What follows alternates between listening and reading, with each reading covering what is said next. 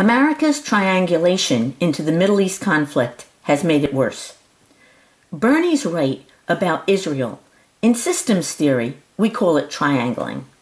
Nations are composed of people, and the same psychological dynamics pertain to nations as pertain to people.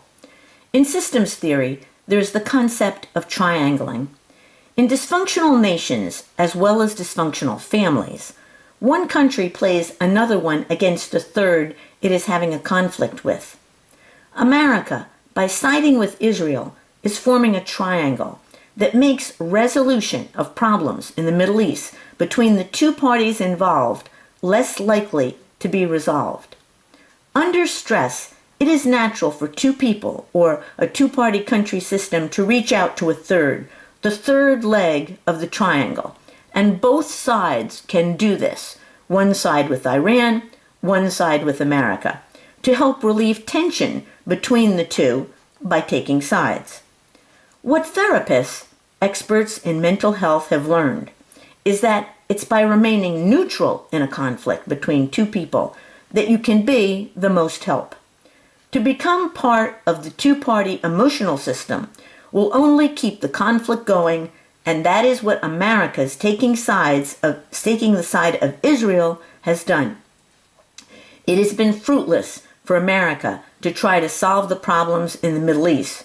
Triangling interferes with the two-party system resolving their conflict. It is dysfunctional for two parties in a conflict to use a third party to pressure or to relay its messages to those it is in conflict with.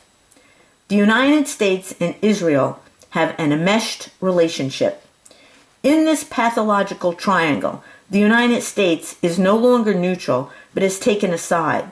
It is the exact opposite of what a therapist would do in being useful in helping the two-party system to resolve a conflict. Like in an enmeshed dysfunctional family, Israel has become dependent on the United States. Netanyahu's address before Congress is the stuff of emotional enmeshment, where boundaries fall by the wayside.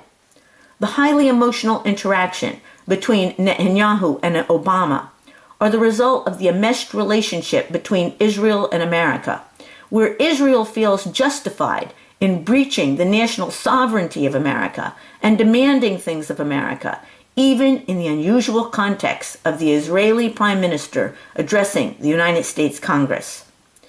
Unlike the sensing thinking elites who wield the power in America, in business, and in our military-industrial complex, Bernie brings intuition to the table, and awareness we are all members of one big world family.